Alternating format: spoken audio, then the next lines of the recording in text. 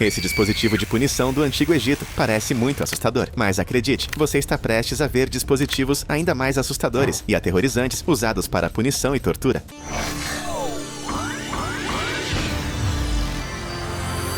Ao longo da história, existiram muitas punições criadas para quebrar o espírito de uma pessoa, mas poucas fizeram isso de forma tão lenta e calculada quanto o burro espanhol. À primeira vista, ele parecia simples. Uma longa viga de madeira, moldada em uma cunha triangular afiada, apoiada em pernas firmes. Mas isso não era um banco comum. Era um dispositivo projetado para fazer cada segundo que passava ser pior que o anterior. A pessoa colocada no burro espanhol era obrigada a montar sobre a borda afiada, como se fosse uma sela. No início talvez não parecesse insuportável, mas então vinha a espera. A viga afiada pressionava cada vez mais o corpo da vítima, usando seu próprio peso. Quanto mais tempo ela permanecia ali, mais a dor aumentava. Em alguns casos, pesos adicionais eram amarrados aos tornozelos da vítima, puxando-a para baixo e tornando a experiência ainda pior. O que tornava essa punição especialmente cruel era a forma como transformava o tempo em um inimigo. Não havia impacto repentino, nem sofrimento rápido. Em vez disso, o corpo lentamente cedia à pressão implacável. Os músculos se contraíam, as pernas tremiam e a borda afiada pressionava cada vez mais fundo. Quanto mais tempo a pessoa aguentava, mais difícil era permanecer imóvel. Qualquer tentativa de se mexer, de encontrar algum alívio, só piorava a situação. Essa punição foi usada em diferentes lugares e períodos, muitas vezes em ambientes militares como forma de disciplina. Ela não era feita para ser rápida. Era feita para testar a paciência, a resistência e o limite do corpo e da mente. Alguns eram deixados sentados por horas, outros por muito mais tempo, dependendo da gravidade da punição.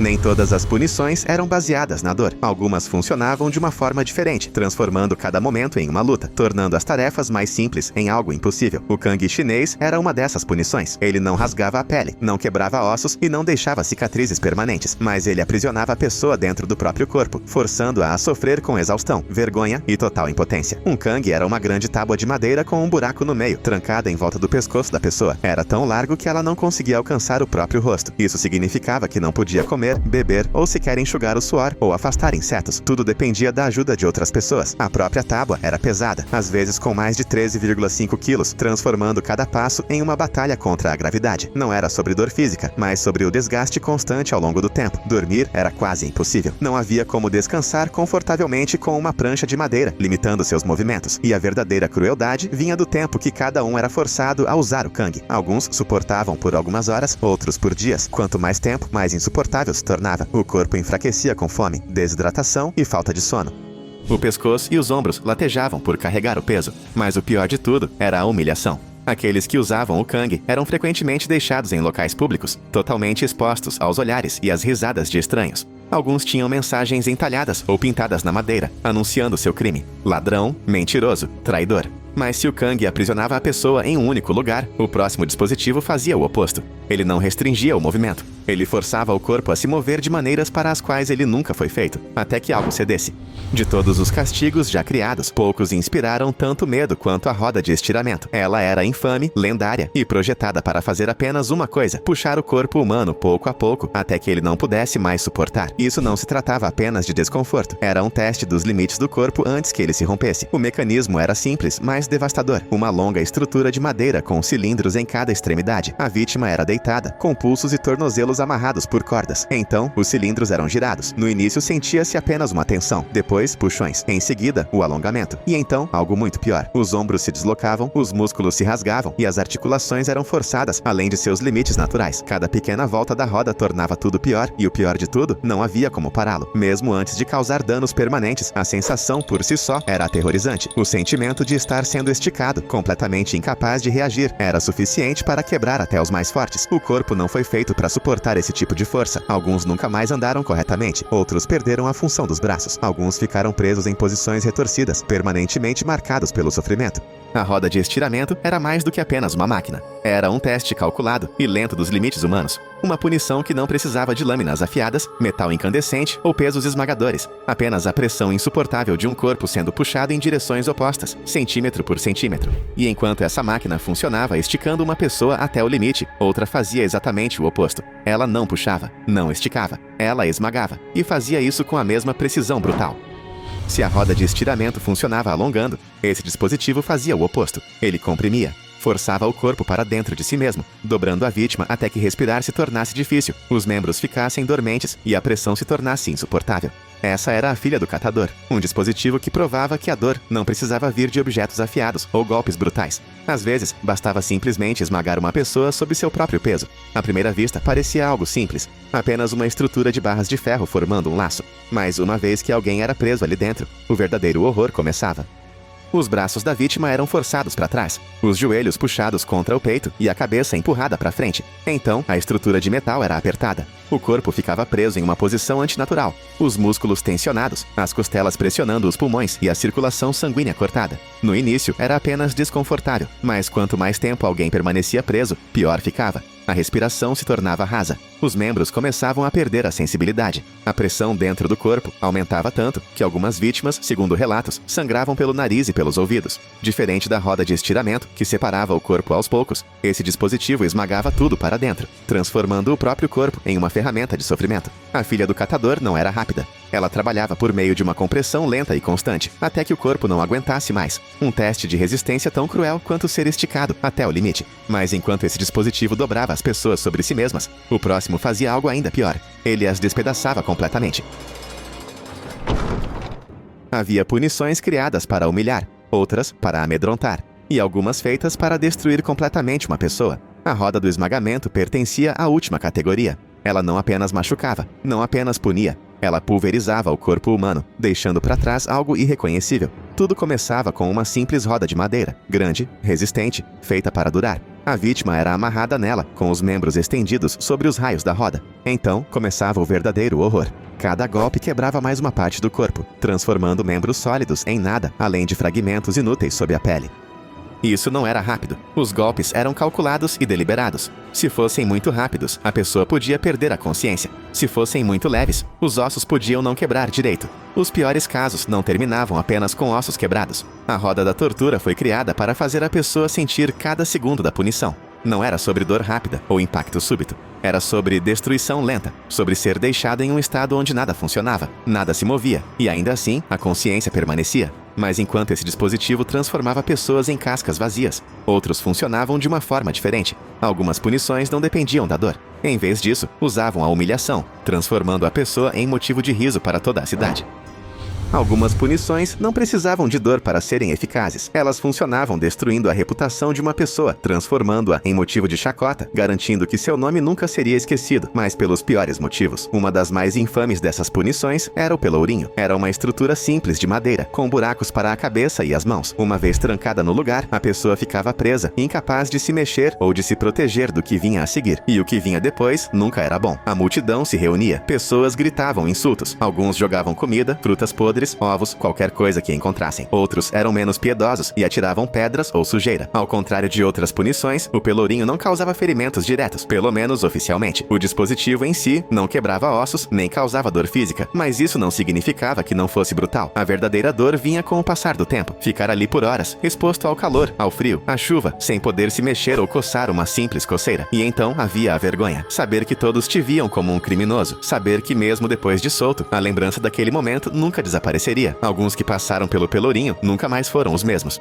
Alguns se tornaram párias, incapazes de voltar à vida normal. Outros acabaram feridos, não pelo dispositivo, mas pela própria multidão. Em alguns casos, o público se tornava violento, jogando muito mais do que apenas insultos. E quando isso acontecia, não havia como escapar. O pelourinho não foi feito para destruir o corpo. Foi feito para destruir a dignidade. E para muitos, isso era uma punição muito pior do que a dor física.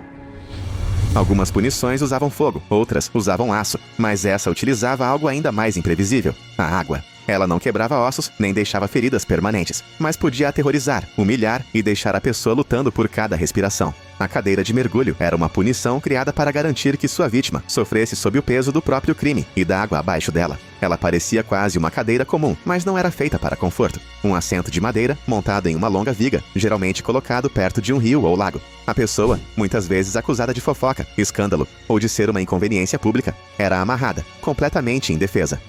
Então, com um puxão forte, ela era mergulhada na água. Nos primeiros segundos, era só o choque. A água gelada invadia o nariz e a boca antes que ela fosse puxada de volta para cima. Mas o alívio nunca durava. Alguns poucos suspiros desesperados por ar. Um instante para processar o que havia acabado de acontecer. E então, outro mergulho. De novo e de novo, ela era submersa. cada vez ficando um pouco mais tempo debaixo d'água, cada vez ficando mais exausta, mais apavorada. Essa punição não era sobre dor, era sobre medo. O medo de não saber quando viria o próximo mergulho. O medo de não conseguir ar suficiente antes de ser arrastada para baixo novamente. O medo de não voltar à superfície. As pessoas que assistiam podiam rir, zombar ou até torcer, mas para a pessoa naquela cadeira, cada minuto parecia interminável.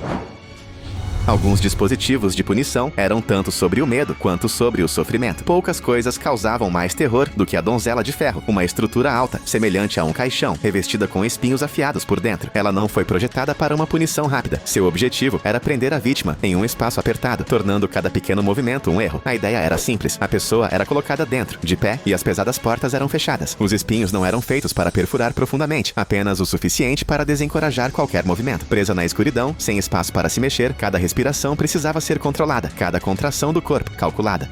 Diferente de outros dispositivos que usavam força, esse usava a imobilidade como sua maior arma. Quanto mais a pessoa lutava, pior ficava. Embora a donzela de ferro seja frequentemente associada à Europa medieval, muitos historiadores acreditam que ela foi mais uma lenda do que um instrumento amplamente utilizado, mas isso não impediu que as pessoas a temessem. A simples ideia de ser trancado, completamente cercado, sem saída. Apenas isso já era suficiente para torná-la um dos dispositivos mais infames da história. Mas enquanto a donzela de ferro mantinha suas vítimas de pé, presas no lugar, o próximo dispositivo forçava-as a uma posição igualmente insuportável e, em vez de espinhos afiados, usava a gravidade como arma. Algumas punições eram brutais, outras eram psicológicas, e havia aquelas que dependiam apenas da posição do corpo para tornar cada segundo mais insuportável que o anterior. A cadeira de Judas era um desses casos, uma estrutura de madeira triangular, projetada para transformar o simples ato de sentar na pior experiência possível. Funcionava assim: a pessoa era abaixada sobre um assento em formato de pirâmide afiada, forçada a permanecer em uma postura antinatural. No começo, isso poderia parecer suportável, mas essa sensação nunca durava. Quanto mais tempo permanecia ali, mais o peso do próprio corpo se tornava um inimigo. As pernas tremiam, os músculos queimavam, e qualquer tentativa de se mover só piorava a situação. Diferente de dispositivos que esmagavam, esticavam ou perfuravam, esse se baseava inteiramente na gravidade. Não havia correntes puxando em direções opostas, nem amarras pesadas. Apenas o peso do próprio corpo pressionando de um jeito que o corpo humano nunca foi feito para suportar. Não era uma punição rápida. Era um desconforto crescente e lento que se tornava mais insuportável a cada instante. Cada segundo passado na cadeira de Judas era um teste de resistência, uma batalha entre a exaustão e o controle. Mas enquanto a cadeira de Judas forçava as pessoas à imobilidade, o próximo dispositivo fazia algo diferente. Ele não tinha a ver com dor, mas sim com humilhação, controle e com a obrigação de duas pessoas resolverem seus conflitos sem escapatória. Nem toda punição envolvia dor. Algumas foram projetadas para forçar a reflexão, transformar a frustração em algo interno e prolongar uma discussão além do que qualquer um desejaria. O violino das fofocas era uma dessas punições. Um simples colar de madeira ou metal, mas com um design cruel. Ele trancava duas pessoas juntas, frente a frente, sem chance de se afastarem. Esse dispositivo era frequentemente usado em pessoas que não paravam de brigar. Vizinhos, irmãos ou, mais comumente, mulheres acusadas de fofocar ou discutir demais. Seus pulsos e pescoços eram presos no violino, imobilizando suas mãos à frente do corpo, como se estivessem segurando um violino invisível. E essa era a pior parte. Com as mãos amarradas, não havia como afastar um ao outro, nem como evitar a proximidade desconfortável. Eles eram forçados a ficar lado a lado ou diretamente de frente um para o outro, por horas ou até dias, com apenas uma opção: conversar ou suportar o constrangimento insuportável do silêncio. O peso do dispositivo tornava até mesmo pequenos movimentos difíceis. Brigar fisicamente não era uma opção, era uma punição baseada na ironia. Se duas pessoas discutiam demais, eram forçadas a passar ainda mais tempo juntas, sem poder escapar das próprias palavras. Mas enquanto o violino das fofocas forçava as pessoas a uma proximidade desconfortável, o próximo dispositivo garantia que nenhuma palavra fosse dita. Ele não punia as discussões, ele as encerrava por completo. Ao longo da história, existiram muitas formas de punir palavras, mas poucas foram tão diretas e humilhantes quanto a máscara da fofoca, também conhecida como bridle da língua. Essa máscara de metal não foi projetada para restringir os movimentos. Ela foi feita para silenciar, uma estrutura metálica moldada para se ajustar firmemente à cabeça, com uma placa fina e plana que pressionava a língua. Uma vez trancada no lugar, falar se tornava impossível. Qualquer tentativa de falar resultava em dor aguda, e até respirar podia ser difícil. Não era apenas o desconforto físico que tornava a máscara tão cruel. Era a natureza pública da punição. Quem era forçado a usá-la geralmente era exibido pela cidade, com seu crime. Geralmente fofoca, explosões públicas ou insultar alguém de status superior, sendo anunciado para todos ao redor. A máscara da fofoca não servia apenas para impedir alguém de falar. Ela servia para garantir que todos soubessem que aquela pessoa havia sido silenciada. Era um dispositivo de humilhação, feito para garantir que a lição permanecesse mesmo depois que a máscara fosse removida. Algumas versões tinham espinhos internos que pressionavam a língua ou as bochechas se o usuário tentasse mover a boca. Outras versões tinham sinos presos, garantindo que todos soubessem quando a pessoa estava se aproximando. Não havia como esconder, não havia como escapar da mensagem silenciosa que a máscara transmitia. Mas enquanto a máscara da fofoca servia para silenciar, o próximo dispositivo fazia algo completamente diferente. Ele não tinha a ver com palavras, ele era sobre vergonha. E em vez de prender apenas a cabeça, ele prendia o corpo inteiro em uma punição que não deixava espaço para a dignidade. Algumas punições eram voltadas ao sofrimento, outras eram voltadas à humilhação. A capa do bêbado se encaixava perfeitamente na segunda categoria. Ela não causava dor direta, mas transformava o infrator em uma piada ambulante, garantindo que seu erro fosse visto, zombado e lembrado. Era um grande barril de madeira, com buracos cortados para os braços e a cabeça, usado como uma espécie de casaco ridículo e desajeitado. Qualquer pessoa flagrada bêbada em público, especialmente reincidentes, era obrigada a vestir a capa do bêbado e andar pela cidade, tropeçando sob seu peso, enquanto as pessoas apontavam e riam. A verdadeira punição não era o desconforto, embora o peso e a dificuldade de se mover no barril transformassem cada passo em um desafio. A verdadeira punição era ser transformada em um espetáculo público. As pessoas gritavam insultos, as crianças riam e até os antigos amigos de bebida fingiam que nunca haviam visto aquela pessoa antes. Uma noite de decisões ruins se transformava em um lembrete público de por que aquilo tinha sido um erro. Para muitos, isso era o suficiente para fazê-los parar de beber em excesso. Para outros, só piorava, empurrando-os ainda mais para seus vícios por pura vergonha.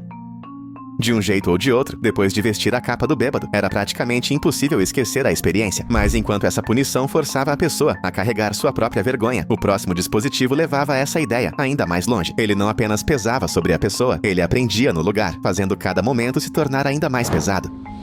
Alguns dispositivos de punição eram grandes e intimidadores, projetados para fazer a pessoa sofrer no momento em que fosse colocada dentro deles, mas outros eram muito menores, quase insignificantes à primeira vista. O parafuso de polegar era um desses. Um dispositivo simples, feito de metal, pequeno o suficiente para caber no bolso, mas capaz de causar uma das piores dores, localizadas imagináveis. Seu mecanismo era básico, mas cruel. Os polegares, dedos ou até mesmo os dedos dos pés da vítima eram colocados entre duas placas de metal planas. Então, a cada giro do parafuso, as placas se apertavam cada vez mais, esmagando tudo o que estivesse entre elas. A pressão começava leve, apenas o suficiente para causar desconforto, mas a cada volta, a dor aumentava. O pior era o quão preciso e controlado o dispositivo era. Não era rápido, nem imprevisível. A pessoa que o operava decidia exatamente até onde iria, quanta pressão seria aplicada e quando ou se pararia. Não havia estalo repentino, nem uma quebra inesperada. Apenas uma força lenta e constante que não cessava até ser afrouxada.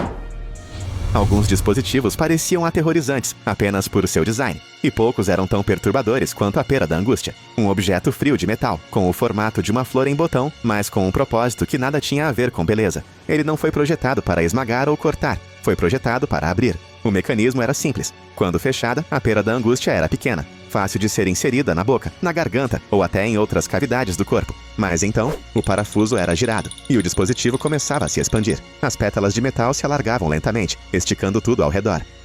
Diferente do parafuso de polegar, que concentrava a pressão em um único ponto, este dispositivo pressionava em todas as direções ao mesmo tempo. No início, causava apenas uma sensação de pressão, algo antinatural e impossível de ignorar. Mas quanto mais se expandia, pior ficava. Mandíbulas eram forçadas a se abrir até os músculos queimarem, gargantas pressionadas até seus limites e tecidos internos esticados além do que deveriam suportar. Apesar de sua reputação assustadora, há poucas evidências de que a pera da angústia tenha sido amplamente utilizada. Alguns historiadores acreditam que ela era mais uma ameaça do que um verdadeiro instrumento de punição. Mas tenha sido ou não realmente usada, seu design por si só já era suficiente para torná-la uma das criações mais perturbadoras da história. Enquanto a pera da angústia era usada para silenciar, o próximo dispositivo focava em algo completamente diferente. Ele não causava dor, mas sim humilhação para aqueles que faziam o tipo errado de barulho.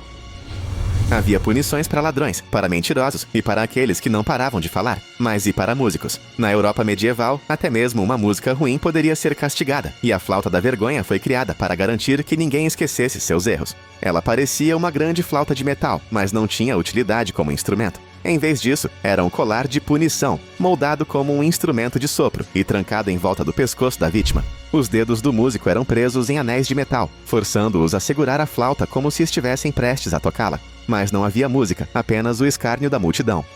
A punição não era física, embora o colar de metal pesado tornasse cada movimento difícil. O verdadeiro sofrimento vinha da humilhação pública. Os condenados eram levados pelas ruas, forçados a usar o instrumento que haviam falhado em dominar, enquanto os espectadores riam e zombavam deles. Em alguns casos, eram até obrigados a tocar sua vergonha silenciosa, uma piada cruel que arruinava sua reputação. A flauta da vergonha provou que, às vezes, o pior castigo não era a dor, mas ser ridicularizado. E nenhum dispositivo na história representou melhor essa ideia do que o próximo. Uma punição tão simples, mas tão eficaz, que foi usada por séculos para manter a sociedade sob controle. Não havia como escapar do tronco, nem fisicamente, nem mentalmente e certamente nem socialmente. Quem era preso no tronco ficava totalmente exposto e completamente à mercê da multidão. E esse era exatamente o objetivo, ao contrário de outros dispositivos de punição que dependiam da dor, da restrição ou do sofrimento físico. O tronco era focado na humilhação. Os pés e às vezes as mãos ou a cabeça da pessoa eram presos em uma estrutura de madeira, deixando-a em uma posição onde até mesmo o menor movimento se tornava impossível. A pessoa era colocada em um espaço público, bem no centro da cidade, onde todos podiam vê-la. A punição não era apenas o desconforto de ficar preso em uma posição desconfortável por horas. Era a perda total da dignidade. A multidão não apenas assistia, ela participava. As pessoas jogavam comida, lama, insultos, qualquer coisa que tivessem à mão. Alguns riam, outros xingavam, e alguns até se tornavam violentos. E a pessoa presa no tronco só podia aguentar tudo em silêncio, esperando a sentença acabar. Era simples, eficaz e amplamente usado em toda a Europa e na América colonial. Sem sangue, sem ossos quebrados, apenas humilhação total. Para muitos, um dia no tronco era mais do que suficiente para mudar seu comportamento para sempre. No alto das montanhas enevoadas de Papua Nova Guiné, uma tradição estranha e arrepiante sobrevive há gerações. Na província de Chimbu, tribos locais pintam seus corpos para se assemelharem a esqueletos, com costelas brancas, órbitas oculares enegrecidas e rostos que lembram caveiras. Parece algo tirado diretamente de um filme de Tim Burton, ou, sinceramente, de uma versão live action de The Walking Dead. Mas isso não é um espetáculo de fantasia ou um show de terror. São rituais reais, destinados a conectar os vivos com os mortos. Eles são chamados de dançarinos esqueletos, e sua aparência sinistra tem um propósito. Séculos atrás, esses povos descobriram que se vestir como espíritos podia afugentar tribos rivais e até mesmo afastar doenças ou infortúnios. Os Chimbu acreditam que a morte não é um fim, mas uma força que caminha entre nós. Quando se pintam como os ossos de ancestrais, não estão apenas prestando homenagem, estão canalizando poder. Durante encontros especiais, conhecidos como cantigas, grupos inteiros de dançarinos esqueletos entram na luz, pisando e balançando em uníssono, ao som de tambores hipnóticos. Seus movimentos são lentos e deliberados, seus olhos fixos em um olhar fantasmagórico. Ninguém fala. A apresentação é um silêncio mortal, exceto pelo farfalhar de penas, o tilintar de joias tribais e o bater de pés descalços na terra batida. Os moradores locais dizem que a dança abre um portal entre mundos, permitindo a passagem de espíritos ancestrais. A arte é extraordinária. A tinta é feita de giz natural, carvão e lama de rio, cuidadosamente aplicada por familiares antes da cerimônia. Alguns dançarinos passam horas agachados em silêncio enquanto se transformam em esqueletos ambulantes. Eles não apenas se parecem com espíritos, eles se transformam neles, movendo-se com uma quietude sobrenatural que causa arrepios até mesmo no espectador mais corajoso. O que é ainda mais surpreendente é que esses eventos estão longe de ser relíquias esquecidas. Eles ainda acontecem hoje, especialmente durante festivais culturais como o Goroka Show ou o Festival do Monte Hagen. Os turistas às vezes confundem os dançarinos com artistas, mas para os Chimbu isso não é uma apresentação. É sagrado, é sério, é sobrevivência. Nas terras altas de Sulawesi, na Indonésia, os mortos não descansam tranquilamente no subsolo. Eles ressuscitam a cada poucos anos, vestidos com roupas novas e caminhando por suas aldeias natais. Este não é um enredo de filme de terror. É o Festival Manene, uma das tradições mais bizarras e fascinantes ainda praticadas hoje pelo povo Torajan. Para os Torajans, a morte não é um adeus final. É uma parte longa e extensa da vida. Os entes queridos são preservados e enterrados somente após um funeral elaborado, que pode levar meses ou até anos para ser preparado. Mas mesmo após o sepultamento, a conexão não termina. Durante o Manene, as famílias exumam os corpos de seus ancestrais, limpam-nos, consertam suas roupas e, às vezes, até os colocam para fotos de família. Sim, é isso mesmo. Posar parentes mumificados com óculos escuros, chapéus ou em pé com os netos é completamente normal aqui. Pode parecer chocante, mas para os Torajans é um ato de profundo amor e devoção. Manene significa a cerimônia da limpeza de cadáveres e acredita-se que mantém a harmonia espiritual entre os vivos e os mortos. Esqueça lápides e flores. Esta é a manutenção física e pessoal. Eles acreditam acreditam que, ao cuidar dos mortos, protegem suas famílias do infortúnio e demonstram um respeito que transcende gerações. Os corpos, com muitas décadas de idade, costumam estar notavelmente bem preservados devido ao clima frio das montanhas e às antigas ervas de embalsamamento. Alguns usam relógios, alguns carregam bengalas, alguns ainda têm vestígios de batom ou colônia. É assustador, sim, mas também é estranhamente tocante. De certa forma, essas pessoas resolveram algo que o resto do mundo não conseguiu: manter o passado vivo, literalmente. Bem no coração da Amazônia brasileira, existe um rito de passagem tão intenso que faz com que a maioria dos rituais de amadurecimento pareçam brincadeiras de criança. A tribo Satere-Maué, um grupo que vive na floresta tropical há séculos, prepara os meninos para a vida adulta não com discursos ou certificados, mas com luvas cheias de formigas-bala vivas. Formigas-bala não são ferrões comuns. Sua picada foi descrita como a sensação de levar um tiro, ou ser eletrocutado, repetidamente. No índice de dor, elas estão no topo. E, no entanto, os Satere-Maué tecem deliberadamente dezenas dessas formigas em luvas artesanais, com os ferrões voltados para dentro. Os meninos devem então usar essas luvas em ambas as mãos por vários minutos, suportando onda após onda de agonia por todo o corpo. Mas aqui está a surpresa. Eles não podem chorar, gritar ou recuar. Demonstrar medo é fracassar. E este não é um desafio único.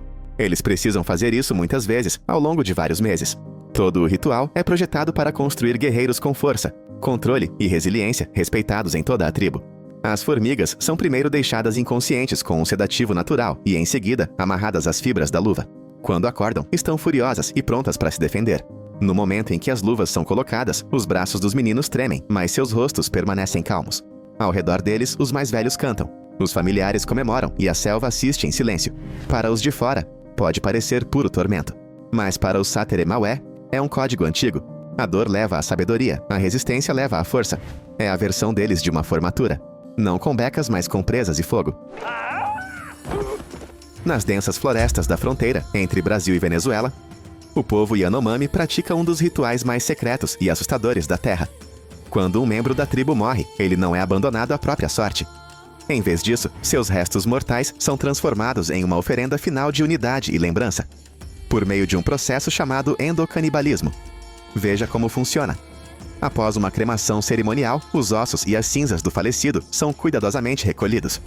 Em seguida, a família os tritura até formar um pó fino e o mistura com uma sopa ou bebida à base de plantas.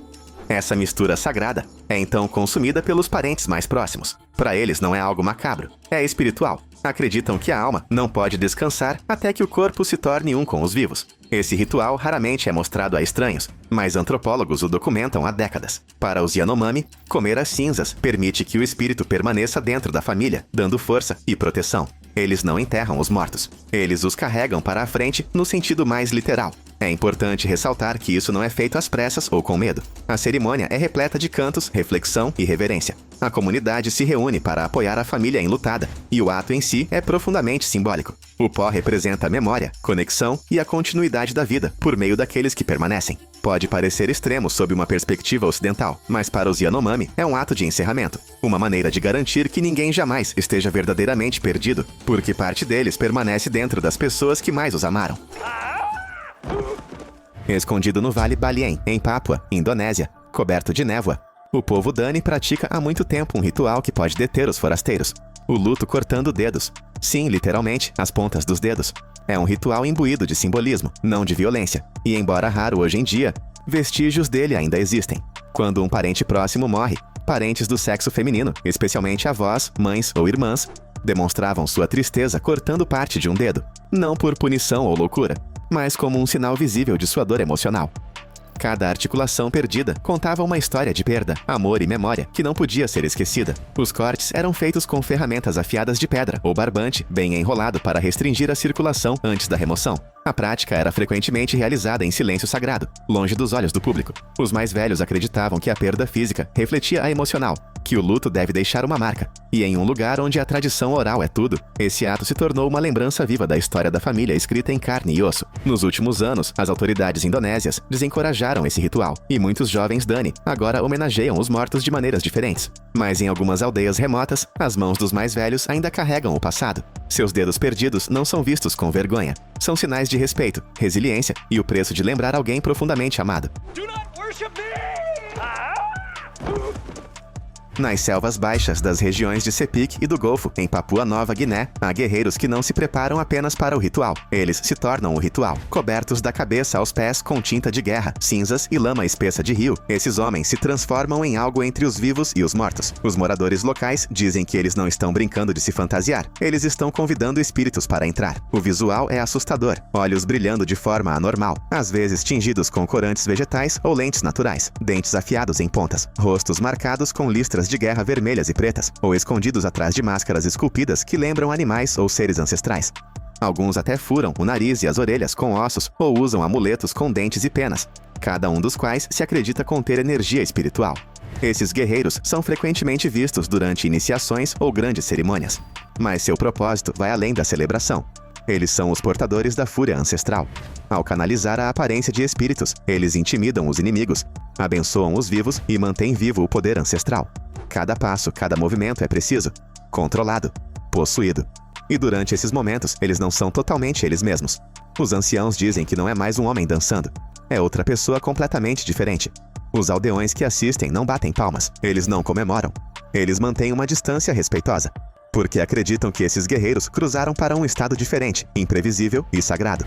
E quando o ritual termina e a tinta é lavada, ninguém fala levianamente sobre o que acabaram de ver. Eles não precisam. Os espíritos já falaram.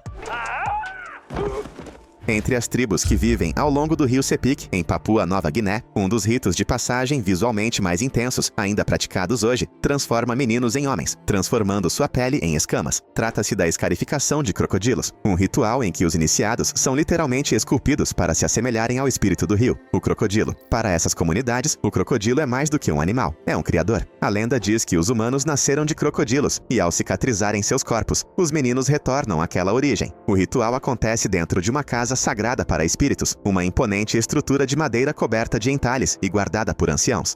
Lá dentro, meninos de apenas 15 anos permanecem imóveis, enquanto os mais velhos fazem centenas de cortes superficiais em suas costas, ombros e braços. O processo é feito com ferramentas afiadas como navalhas, geralmente de bambu ou osso. O objetivo é imitar a pele áspera e rugosa do crocodilo. Cinzas ou ervas especiais são esfregadas nas feridas para melhorar a cicatrização e ajudar os padrões a se destacarem por toda a vida. O que se segue não é apenas cura, é isolamento, narração de histórias e despertar espiritual. Durante várias semanas, os iniciados permanecem escondidos das mulheres, cercados apenas por homens e espíritos. Eles aprendem segredos tribais, técnicas de caça e as profundas responsabilidades da vida adulta. Quando finalmente emergem, com os corpos cobertos de cicatrizes recentes, não são mais meninos. Suas famílias celebram com tambores, danças e banquetes. E cada marca em sua pele diz ao mundo: eles sobreviveram, eles se transformaram, eles carregam o espírito do crocodilo agora.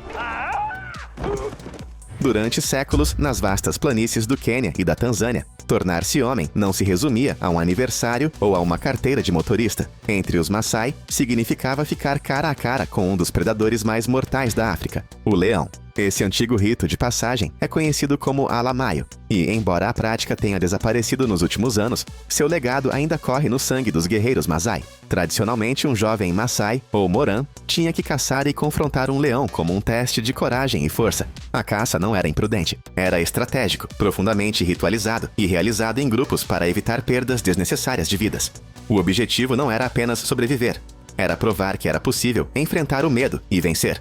A juba do leão, se a caçada fosse bem-sucedida, seria mantida como um distintivo de honra. Essa juba não era apenas pele. Era um símbolo de se tornar um protetor, um líder, um guerreiro. Hoje, a caça ao leão não é mais incentivada ou legalizada pelas leis de proteção à vida selvagem, mas os Maasai transformaram suas tradições em formas simbólicas. Jovens ainda treinam com lanças, usam chucas cerimoniais vermelhas e participam de danças e batalhas simuladas. Esses ritos modernos mantêm vivo o espírito guerreiro sem roubar da natureza. E mesmo agora, a memória de Alamaio ecoa pelas aldeias. A bravura, a precisão, a disposição de sangrar por respeito. Tudo ainda está lá, apenas redirecionado. Afinal, os Maasai não se esqueceram do que significa enfrentar o impossível e se manter firmes. Na cidade sagrada de Varanasi, na Índia, onde fogueiras funerárias ardem dia e noite à beira do rio, um pequeno grupo de ascetas caminha por onde a maioria teme pisar. Eles são os Agori, uma seita de sadhus que rejeitam as regras de pureza e abraçam justamente aquilo que a sociedade esconde da vista. A morte, a decadência e os restos mortais dos que partiram são o seu caminho para a libertação. Você os encontrará envoltos em cinzas de piras funerárias, meditando ao lado de cadáveres e, às vezes, bebendo em tigelas em formato de caveira. Eles vivem em cemitérios, acreditando que o verdadeiro poder espiritual reside naquilo que os outros mais temem. Para os Agori, o desapego não é apenas uma ideia. É um estilo de vida. Eles comem o que os outros não comem, dormem onde ninguém ousa e cantam a noite toda em lugares onde a maioria não entraria durante o dia. Uma de suas práticas mais controversas: consumir o que resta dos mortos. Não por fome, mas como um ritual de transgressão e transcendência. Nesses momentos, eles dizem que a linha entre o humano e o divino se dissolve. O corpo é temporário. A alma é tudo o que importa. Ao se envolverem com o tabu, eles acreditam que apagam o ego e se conectam diretamente com a verdade suprema. Para os de fora, pode parecer perturbador, até perigoso. Mas os Agori não querem sua aprovação. Eles buscam algo maior. Algo além da vida, além da morte e, definitivamente, além do conforto. E nas sombras dos cemitérios, eles acreditam que o encontram. Nas ilhas remotas da costa de Sumatra, onde densas florestas tropicais encontram águas azul turquesa, vive a tribo Mentawai, um povo cujas tradições são tão cruas e ousadas quanto a selva que chamam de lar. Entre seus costumes, um se destaca instantaneamente. As mulheres afiam os dentes como lâminas de barbear, não por intimidação, mas por beleza. Para os Mentawai, uma mulher com dentes afiados e simétricos é uma mulher em harmonia com a natureza e o espírito. O ritual é realizado com ferramentas primitivas, geralmente um cinzel e um martelo, e honestamente, o processo pode levar horas. Não há anestesia. Apenas mãos firmes, determinação e gerações de fé por trás de cada golpe. A mulher permanece calma, serena, muitas vezes guiada por um xamã que abençoa a transformação. Uma vez completa, o olhar é inconfundível. Um sorriso repleto de dentes finos e pontudos, brilhando como marfim esculpido. Não é considerado assustador. É sagrado. Acredita-se que os dentes afiados protegem a alma do desequilíbrio e atraem boas energias. O ritual costuma fazer parte de uma preparação maior, que inclui tatuagens, tinta corporal à base de plantas e, você sabe, algum tempo dedicado à reflexão espiritual. Você não encontrará essas práticas anunciadas em folhetos de viagem, mas nas profundezas das florestas Mentawai, onde o som das ondas se mistura com cânticos ancestrais, esses rituais estão vivos. A dor não é vista como sofrimento, é vista como transformação. Uma transformação esculpida em osso, silenciosa, permanente e poderosa. No coração do Malawi e em partes da Zâmbia, figuras mascaradas movem-se através da poeira e dos tambores com uma precisão sobrenatural. São os dançarinos Nial, membros de uma sociedade secreta ligada ao povo Chewa, e suas performances rituais são incomparáveis na Terra. Cobertos por máscaras elaboradas e camadas de ráfia ou tecido esfarrapado, eles aparecem durante funerais, iniciações e cerimônias sagradas. Mas não confunda isso com teatro. Cada dança é uma mensagem codificada entre os vivos e os mortos. A sociedade Nial não é algo em que se ingressa casualmente. É uma iniciação cercada de segredo e silêncio. Os membros aprendem danças simbólicas, os significados por trás de dezenas de máscaras, e como canalizar espíritos ancestrais. Quando um dançarino Nial entra em uma aldeia, ele se torna um espírito, não mais um homem, mas algo além. Eles não falam, eles não saem do personagem, e ninguém ousa interromper. As máscaras em si são impressionantes. Algumas lembram animais, outras figuras humanas distorcidas, até mesmo caricaturas modernas exageradas. Cada máscara tem um nome, uma função e uma mensagem. Uma pode alertar sobre a ganância, outra pode representar a própria morte. As danças podem ser divertidas ou simplesmente assustadoras, mas sempre carregam um significado profundo, especialmente em funerais, onde guiam o espírito do falecido para o outro mundo. Estrangeiros não são bem-vindos nos rituais Nial sem permissão, e filmar é frequentemente proibido. Para os Chewa, isso não é performance, é proteção. Uma maneira de manter o equilíbrio espiritual intacto e mostrar que mesmo na morte, a comunidade ainda dança, ainda observa, ainda se lembra. No calor escaldante do Vale do Omo, na Etiópia, algo selvagem ecoa pela savana, sinos, cânticos e o súbito som de pés batendo na terra. É o som de uma cerimônia de salto de touro Hamar. Um ritual que separa meninos dos homens de uma forma nada simbólica. Não há atalhos aqui. Para se tornar um homem na tribo Hamar, é preciso saltar, nu, sobre o dorso de uma fileira de touros. E isso é só o começo. O evento começa com música, banquete e dança, mas por trás da celebração existe uma profunda tensão. O jovem chamado Ukuli é despojado de suas roupas e dignidade e deve correr sobre o dorso de até 10 touros, várias vezes. Se ele cair, o ritual deve esperar até outro dia. Mas se ele for bem-sucedido, ganha o direito de se casar, possuir gado e ser considerado adulto aos olhos de sua comunidade. Mas há outro lado do ritual, um lado barulhento, doloroso e marcado na pele. Parentes femininas, muitas vezes irmãs e primas, fazem fila para serem chicoteadas pelos mas. Homens cerimoniais com varas longas. Essas mulheres dançam, cantam e oferecem suas costas voluntariamente. Cada cicatriz deixada para trás não é vergonha, é orgulho, uma demonstração de lealdade e uma promessa de que o jovem não está sozinho. A dor deles é vista como um sacrifício para fortalecer os laços familiares, e as cicatrizes são usadas como medalhas. A cerimônia termina com dança e alegria, mas as memórias, gravadas na pele e nos ossos, permanecem para a vida toda. Não se trata apenas dos touros, trata-se de pressão, tradição e de encarar de frente um teste que seus ancestrais enfrentaram antes de você. E em um mundo onde a vida adulta pode significar muitas coisas, os Hamar garantem que ela seja conquistada, não dada. Na remota região do rio Sepik, em Papua Nova Guiné, ergue-se uma estrutura imponente sem janelas, sem conforto e sem saída fácil. Chama-se House Tambaran, a Casa dos Espíritos. E para o povo Kaningara, é onde os meninos desaparecem e os homens emergem, transformados para sempre. A entrada nesta casa marca o início de uma das iniciações tribais mais intensas ainda praticadas hoje. Os meninos são retirados de suas famílias e isolados por semanas, isolados do mundo exterior. Lá dentro, eles não são apenas ensinados, eles são remodelados. Seus corpos, mentes e espíritos são despojados e reconstruídos. Isso não se faz com sermões. É feito com dor, isolamento e o lento e deliberado desvendar da infância. A peça central do ritual é a escarificação do crocodilo. Para os Kaningara, o crocodilo não é apenas uma fera do rio. É um ancestral, uma força divina que criou os humanos. Dentro da Casa dos Espíritos, os anciãos cortam a pele dos meninos com navalhas ou bambu afiado para imitar as escamas de um crocodilo. O peito, os braços e as costas são fatiados centenas de vezes. Cinzas ou misturas de ervas são esfregadas nas feridas para ajudar as cicatrizes a incharem e se transformarem em sulcos proeminentes. Cada corte é um passo para se tornar um menino. Cada cicatriz, um símbolo de transformação. Mas a dor física é apenas metade disso. Os meninos são mantidos na escuridão por dias. Eles recebem pouca comida. Contam-lhes histórias que confundem realidade e mito. Ensinam-lhes conhecimento sagrado, leis tribais e os caminhos dos espíritos. O medo que sentem é intencional. Faz parte do processo de transformação. Quando são trazidos de volta à luz do sol, eles cruzam um limiar psicológico que poucos forasteiros poderiam imaginar. A comunidade os recebe não com abraços, mas com admiração. Eles agora são homens crocodilo, marcados para a vida, respeitados e não mais considerados crianças. Seu silêncio é mais profundo, sua postura diferente. Eles tocaram algo antigo naquela casa. E quer entendam ou não, aquela casa nunca os deixará de verdade. Sob o sol escaldante da África Ocidental, onde tambores pulsam como trovões distantes e milhares se reúnem em campos abertos, jovens Fulani se preparam para enfrentar a dor e a masculinidade. Este é o Festival Sharo, uma tradição secular que é tão crua quanto simbólica. É um teste de força, resistência e compostura. O prêmio? Respeito, maturidade e, às vezes, até o direito de se casar. No centro do ritual está um confronto brutal. 2 jovens, sem camisa, formam um círculo segurando longos bastões. Eles se revezam chicoteando um ao outro nas costas com toda a força.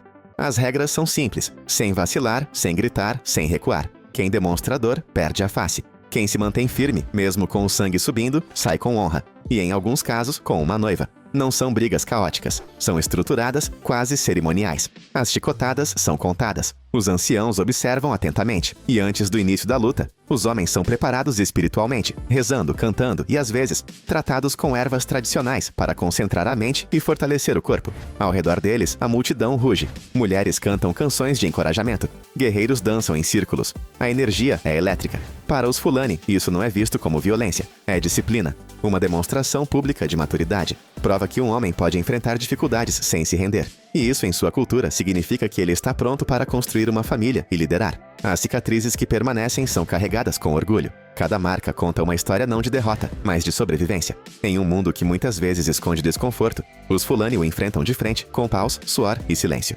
Imagine uma arma tão poderosa que poderia acabar com todas as guerras. O raio da morte, de Nikola Tesla, oficialmente chamado de Teleforce, disparava raios de energia concentrados capazes de derrubar aviões, destruir exércitos e nivelar cidades. Tudo sem uma única bala. Tesla alegou que essa invenção poderia tornar as nações impenetráveis, tornando a guerra obsoleta. Mas ele se recusou a vender os planos, temendo que pudessem cair nas mãos erradas e desencadear uma devastação global. Após a misteriosa morte de Tesla em 1943, rumores surgiram. Alguns dizem que os projetos do Raio da Morte foram roubados por agências de inteligência. Outros acreditam que Tesla os destruiu para proteger a humanidade. Ele falou do dispositivo em termos enigmáticos, alimentando teorias da conspiração. Era real, desmontado para preservar a paz, ou apenas mais uma visão ambiciosa? O Raio da Morte de Tesla continua sendo um dos maiores mistérios da história. Um assustador "e se" que nos faz imaginar o quão perto chegamos de empunhar a arma definitiva.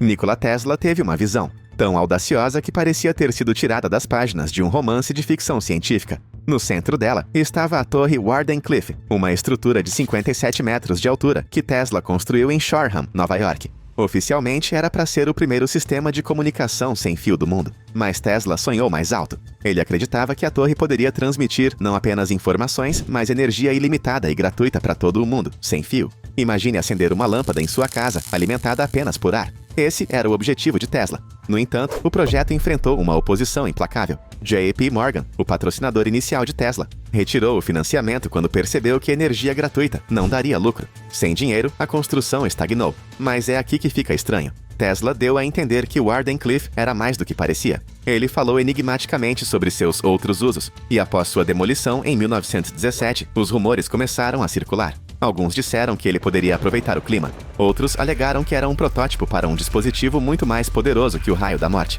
A verdade permanece enterrada, assim como a rede subterrânea de túneis misteriosos da torre. Poderia ter mudado o mundo, ou estava condenado por forças que temiam seu potencial. À medida que os sonhos de Tesla com energia sem fio desapareciam, seu nome foi vinculado a uma história tão bizarra que parecia tirada de um roteiro de Hollywood. O Experimento Filadélfia começa em 1943, o mesmo ano em que Tesla morreu, quando a Marinha dos Yakushiwa supostamente conduziu um experimento secreto para tornar um navio de guerra, o USS Eldridge, invisível. Mas isso não é tudo. Testemunhas alegaram que o navio não apenas desapareceu, mas reapareceu a quilômetros de distância, teletransportado antes de retornar à sua posição original, onde Tesla se encaixa. Alguns teóricos acreditam que a Marinha usou as teorias de Tesla sobre campos eletromagnéticos para conseguir isso. Tesla havia falado sobre manipulação de energia, que poderia dobrar o espaço e o tempo, e seu trabalho em energia sem fio e campos de alta voltagem foi inovador. Oficialmente, a Marinha nega que isso tenha acontecido, descartando o Experimento Filadélfia como pura ficção. Mas os estranhos relatos de marinheiros sofrendo de queimaduras de radiação e perda de memória pintam um quadro mais sombrio. Tesla inadvertidamente deixou para trás o conhecimento que tornou tal experimento possível? Ou isso é apenas mais uma camada em seu legado enigmático? O Experimento Filadélfia continua sendo uma das histórias mais assustadoras ligadas à genialidade de Tesla, um lembrete assustador de até onde a humanidade está disposta a ultrapassar os limites da ciência.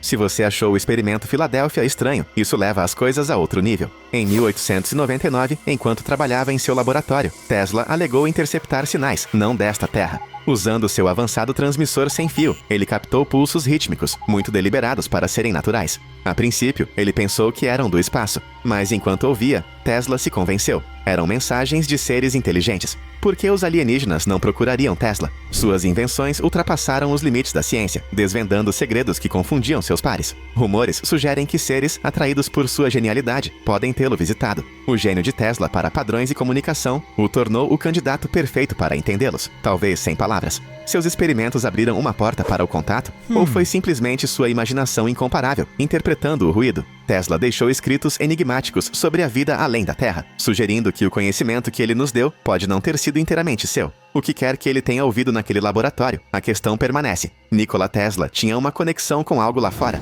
Os experimentos de Tesla não abalaram apenas o mundo da ciência, eles podem ter literalmente abalado a Terra. Em 1908, uma explosão massiva arrasou mais de 2.070 km² de floresta siberiana, perto do rio Tunguska. Testemunhas descreveram um clarão ofuscante e uma coluna de fogo rugindo no céu. As teorias sobre a causa variam de impactos de meteoros à intervenção alienígena, mas é aqui que fica selvagem. Alguns acreditam que os experimentos de Tesla podem estar conectados. Na época, Tesla estava trabalhando em seu transmissor de ampliação, em Wardenclyffe, tentando enviar energia sem fio por grandes distâncias. Certa vez, ele afirmou que podia direcionar energia para qualquer ponto do globo, e, em um acesso de curiosidade, pode ter testado sua invenção mirando em uma região desabitada, como a Sibéria. Tesla acidentalmente desencadeou a explosão de Tunguska com um feixe de energia focado. Não há evidências, mas a linha do tempo, os experimentos de Tesla e a devastação inexplicável mantêm essa teoria viva. Poderia seu gênio ter ido mais longe do que ele pretendia? É um mistério que se recusa a morrer.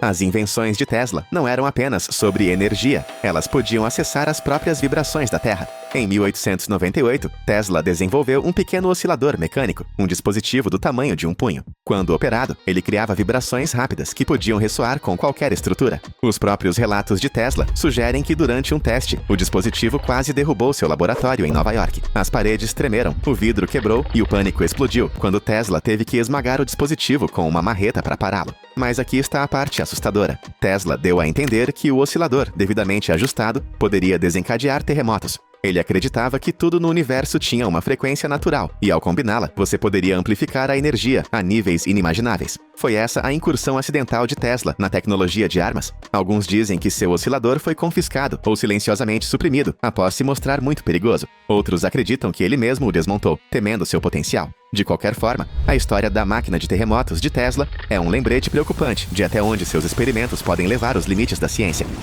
E se sacudir a Terra não foi o suficiente para você, saiba que Tesla também sonhava em conquistar os céus. Escondidos em seus escritos estão planos para uma máquina voadora, diferente de tudo imaginado na época. Enquanto outros se concentravam em hélices e asas, Tesla imaginou uma nave que poderia levitar, usando forças eletromagnéticas, com o formato de um disco, assustadoramente semelhante aos discos voadores vistos em avistamentos de OVNIs. Seria alimentado sem fio pelas torres de Tesla, extraindo energia diretamente da ionosfera da Terra. Tesla falou apaixonadamente sobre seu projeto, alegando que revolucionaria o transporte. Ao contrário de aviões desajeitados, sua máquina poderia decolar verticalmente, pairar e viajar silenciosamente a velocidades imensas. Mas como muitas das ideias de Tesla, esta permaneceu sem ser construída, enterrada pela falta de financiamento e ceticismo. No entanto, seus projetos sobrevivem, fragmentos de uma visão décadas à frente de seu tempo. Os conceitos de Tesla poderiam ter influenciado tecnologias posteriores. E mais importante, ele desvendou segredos de voo que ainda estão sendo explorados hoje.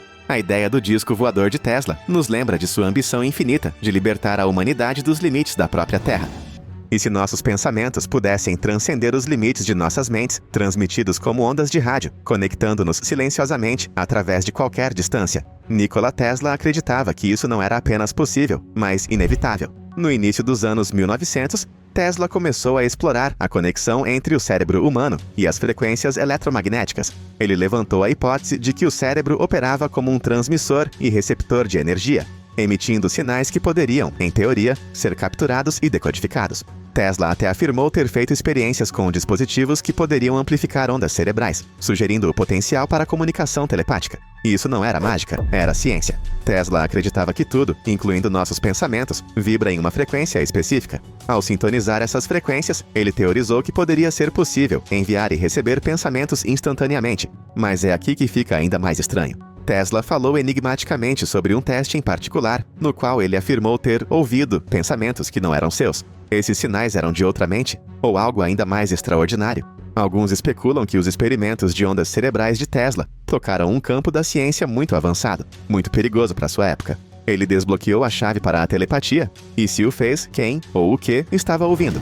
Quando Nikola Tesla morreu sozinho em seu quarto de hotel em Nova York, em 7 de janeiro de 1943, o mundo perdeu uma de suas maiores mentes. Mas assim que sua morte foi anunciada, algo assustador aconteceu. Agentes do governo, supostamente do FBI, invadiram seu quarto, confiscando caixas de papéis, cadernos e invenções de Tesla. Na história oficial, eles estavam protegendo seus pertences por razões de segurança nacional. Mas do que exatamente eles tinham medo? Dizia-se que as notas de Tesla continham projetos para armas de energia sem fio e dispositivos capazes de manipular o tempo e o espaço. Até hoje, muito do trabalho de Tesla permanece sem explicação. Seus papéis foram destruídos, escondidos ou usados discretamente para desenvolver tecnologias secretas. O FBI posteriormente divulgou arquivos desclassificados, confirmando seu envolvimento, mas enormes lacunas permanecem. Teorias da conspiração explodiram. O raio da morte era real. Os projetos de Tesla influenciaram a vigilância moderna. Armas ou mesmo programas científicos secretos. Alguns até afirmam que seu trabalho ajudou a estabelecer as bases para projetos como o HAARP ou o rumoroso Experimento Filadélfia.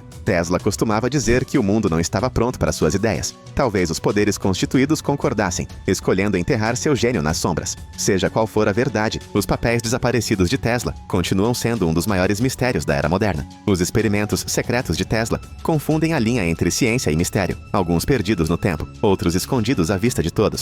Mas além das conspirações, as invenções reais confirmadas de Tesla mudaram o mundo para sempre. Fique ligado enquanto exploramos seus maiores sucessos alucinantes, os experimentos que provaram seu gênio incomparável.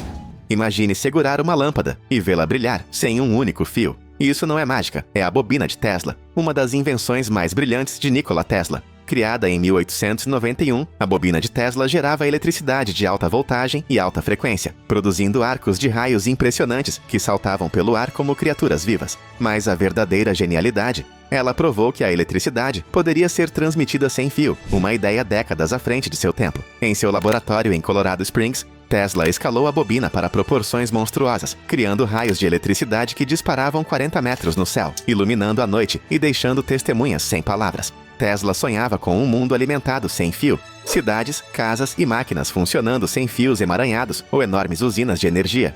Embora a bobina de Tesla em si não forneça energia para nossas casas, ela abriu caminho para tecnologias como Wi-Fi, rádio e carregamento sem fio. Não foi apenas uma invenção, foi o relâmpago genial de Tesla, mostrando ao mundo que o impossível poderia se tornar realidade. Enquanto o mundo se maravilhava com o trabalho de Tesla com eletricidade, ele silenciosamente expandiu os limites em outro campo, a radiologia. No final da década de 1890, Tesla estava fazendo experiências com correntes de alta voltagem, quando tropeçou em algo extraordinário: raios X. Anos antes de os raios X se tornarem populares, Tesla criou algumas das primeiras imagens de raios X, ou shadow graphs, usando seu próprio equipamento experimental. Ele até mesmo fez raios X em sua própria mão, produzindo fotografias esqueléticas assustadoras que pareciam saídas de ficção científica. Tesla percebeu o incrível potencial dos raios X para imagens médicas, mas também alertou sobre seus perigos. Ele percebeu que a exposição prolongada poderia danificar o tecido, algo que a ciência confirmaria muito mais tarde. O trabalho de raios X de Tesla antecedeu a descoberta de Wilhelm Röntgen, mas a história raramente lhe dá crédito. Ainda assim, suas descobertas se tornaram a base para uma tecnologia que revolucionou a medicina. A partir dessas fotografias fantasmagóricas, Tesla provou mais uma vez que seu gênio não conhecia limites. E enquanto outros corriam para aperfeiçoar os raios X, Tesla já havia avançado para uma máquina que podia se mover sozinha. Em 1898, no Madison Square Garden, Tesla surpreendeu o mundo com algo que ninguém nunca tinha visto: um barco controlado remotamente. Numa época em que as pessoas mal entendiam de eletricidade, Tesla demonstrou uma pequena embarcação deslizando sem esforço por uma piscina, controlada inteiramente por sinais invisíveis. Com o movimento de seus controles, o barco virou, parou e respondeu a cada comando de Tesla. Ele o chamou de teleautômato, e era muito mais do que um truque de festa. Foi o nascimento da robótica e da tecnologia de controle sem fio. Multidões ficaram boquiabertas, jornais chamaram de mágica, e os céticos insistiram que Tesla estava usando fios ocultos ou telepatia. Mas Tesla estava muito à frente deles. Sua invenção lançou as bases para a robótica moderna, dispositivos controlados remotamente e até mesmo tecnologias como drones. Ele sonhava com máquinas que pudessem executar tarefas perigosas, revolucionando indústrias e salvando vidas. E embora muitos não tenham compreendido a importância do que testemunharam, o barco controlado remotamente de Tesla marcou uma virada. As máquinas podiam ser guiadas não por engrenagens e alavancas, mas por sinais invisíveis. Esse mesmo princípio logo colocaria o mundo em uma nova era, a era da comunicação sem fio. Muito antes de as pessoas sintonizarem suas estações de rádio favoritas, Tesla já havia decifrado o código da comunicação sem fio. No início da década de 1890, Tesla experimentou transmitir sinais pelo ar, usando ondas eletromagnéticas. Em 1893, ele demonstrou a tecnologia sem fio para uma multidão atônita, acendendo lâmpadas à distância com energia invisível. Mas isso foi apenas o começo. Tesla registrou patentes para seu sistema sem fio em 1897. Anos antes de Guglielmo Marconi enviar seu primeiro sinal de rádio, Tesla imaginou um mundo onde as informações poderiam viajar sem fio por grandes distâncias, conectando pessoas como nunca antes. Sua invenção foi a base para o rádio, mas a história deu o crédito a Marconi, pelo menos até 1943, quando a Suprema Corte do Iowa decidiu a favor de Tesla, reconhecendo-o como o verdadeiro inventor do rádio. O rádio de Tesla não era apenas sobre comunicação, era sobre encolher o mundo. Ele previu redes sem fio que poderiam espalhar conhecimento, unir continentes e mudar a humanidade para sempre. E embora o nome de Tesla às vezes se perdesse no meio do barulho, seu trabalho no rádio repercutiu na história, provando mais uma vez que sua visão não estava apenas à frente de seu tempo. Ela criou o futuro. Em um mundo que estava correndo para mecanizar indústrias e revolucionar o transporte, a precisão se tornou tudo. Entra Nikola Tesla, que mais uma vez interveio para resolver problemas que outros ainda não tinham visto. Tesla desenvolveu designs aprimorados para velocímetros e tacômetros, dispositivos essenciais que mediam velocidade e força rotacional. Na época, as indústrias estavam se transformando e, com automóveis e máquinas ganhando força, os engenheiros precisavam de ferramentas confiáveis para medir o desempenho. Os designs de Tesla eram engenhosos, usando princípios eletromagnéticos para criar instrumentos que eram mais precisos e duráveis do que quaisquer outros. Seus velocímetros permitiram que os primeiros veículos monitorassem sua velocidade de forma confiável, enquanto seus tacômetros se tornaram essenciais para o ajuste fino de motores e máquinas industriais. Essas invenções ajudaram a avançar a engenharia de precisão e abriram caminho para as modernas indústrias automotiva e de aviação. Tesla não estava apenas eletrificando o mundo, ele o estava refinando. E com as máquinas agora mensuráveis e controláveis, era a hora da invenção que realmente impulsionou a era moderna: o motor de indução. De todas as invenções de Tesla, poucas são tão transformadoras e invisíveis quanto o motor de indução CA. Em 1888, Tesla revelou um motor que usava corrente alternada, ou CA, para gerar energia rotacional, eliminando a necessidade de escovas ou comutadores que se desgastavam rapidamente. Sua simplicidade era seu brilhantismo: menos peças móveis, maior eficiência e durabilidade incomparável. O motor de Tesla se tornou a base da indústria, alimentando fábricas, trens elétricos, elevadores e até mesmo eletrodomésticos. Antes de Tesla, a corrente contínua ou os motores CC eram a norma, mas eram ineficientes e impraticáveis para uso em larga escala. O motor de indução de Tesla, por outro lado, aproveitava a energia CA, que podia ser transmitida por longas distâncias, graças ao seu trabalho anterior com transformadores e o sistema polifásico. Era o coração pulsante do mundo industrial moderno, transformando não apenas as máquinas, mas a própria sociedade. Hoje, quase todos os motores elétricos, seja na sua geladeira, máquina de lavar ou carro, ainda traçam suas raízes de volta ao design de Tesla. Mas sua busca por eficiência não parou por aí. Da eletricidade à mecânica, a próxima invenção de Tesla seria uma maravilha do próprio movimento: a turbina sem lâminas. Tesla disse uma vez: se você quer descobrir os segredos do universo, pense em termos de energia, frequência e vibração. Essa filosofia ganhou vida em sua invenção da turbina sem lâminas, uma máquina elegante e futurista, projetada para revolucionar os motores. Ao contrário das turbinas tradicionais com lâminas, a turbina de Tesla usava uma série de discos suaves e paralelos. À medida que fluidos como vapor ou gás fluíam pelos discos, eles giravam rapidamente devido ao atrito, convertendo energia em movimento rotacional. Por que era tão revolucionária? A turbina de Tesla era compacta, eficiente e muito mais simples do que os designs tradicionais. Ela podia produzir imensa potência sem o desgaste das lâminas, tornando-a ideal para tudo, de usinas de energia a veículos. Tesla a imaginou como o motor do futuro, uma solução para as ineficiências dos motores a vapor e motores de combustão de sua época. Embora nunca tenha sido adotada em massa, os engenheiros modernos ainda estão revisitando a turbina de Tesla para aplicações em energia renovável e tecnologia limpa. Tesla não foi apenas um pioneiro da eletricidade, ele também foi um pensador avançado quando se tratava de saúde e meio ambiente. No final dos anos 1800, Tesla criou um gerador de ozônio, um dispositivo que produzia ozônio, eletrificando o oxigênio. Na época, acreditava-se que o ozônio tinha propriedades purificadoras incríveis. Tesla viu seu potencial para limpar o ar, purificar a água e até mesmo desinfetar instrumentos médicos. Com seu profundo conhecimento de correntes de alta tensão, ele projetou máquinas compactas e eficientes que poderiam gerar ozônio com segurança e eficácia. Tesla comercializou esses geradores para fins de saúde, alegando que eles poderiam remover bactérias e melhorar a qualidade do ar. Décadas depois, agora usamos a tecnologia de ozônio em estações de tratamento de água, hospitais e até mesmo purificadores de ar domésticos. Tesla estava mais uma vez à frente de seu tempo, vendo soluções para o futuro, enquanto o resto do mundo estava se atualizando. E sua visão de uma vida mais limpa e saudável não parou no ar. Ele também sonhava com uma luz mais brilhante e eficiente. Em uma época em que as lâmpadas incandescentes de Edison estavam queimando intensamente, mais ineficientes, Tesla já estava imaginando a próxima geração de iluminação. Entra a luz fluorescente, uma solução mais fria e com maior eficiência energética. Tesla desenvolveu e demonstrou lâmpadas cheias de gás, revestidas com material fosforescente, que brilhavam intensamente quando expostas a correntes de alta frequência. Essas lâmpadas eram maravilhas sem fio, iluminadas sem fios, usando os campos elétricos de Tesla. Tesla exibiu suas luzes fluorescentes já na Feira Mundial de 1893 em Chicago, onde ele impressionou multidões acendendo lâmpadas do outro lado da sala.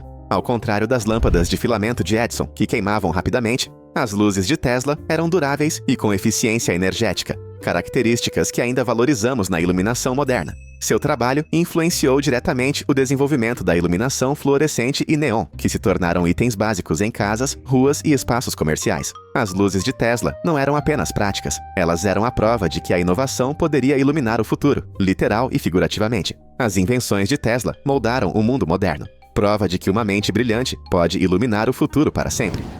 A vida de Tesla começou com uma faísca literal. Nascido durante uma tempestade de raios feroz em 1856, a parteira chamou isso de um mau presságio, declarando-o um filho das trevas. Sua mãe, no entanto, viu isso como um sinal de grandeza, chamando-o de filho da luz. Essa entrada dramática no mundo parecia prenunciar seu destino, dominar o poder da eletricidade e iluminar o futuro. A ética de trabalho de Tesla era tão extraordinária quanto suas invenções. Ele alegou que dormia apenas 2 horas por dia, usando breves cochilos para recarregar as energias. Ele acreditava que dormir era uma perda de tempo, cortando sua busca por conhecimento e descoberta. Apesar disso, seu foco e criatividade permaneceram afiados. Amigos se preocupavam com sua saúde, mas Tesla insistiu que sua mente prosperava nesse ritmo. Sua energia inquieta alimentou avanços que transformaram o mundo moderno, uma noite sem dormir de cada vez. O gênio de Tesla não se limitava às máquinas. Seu domínio se estendia aos idiomas. Ele era fluente em 8, incluindo sérvio, inglês, francês, alemão, italiano e latim.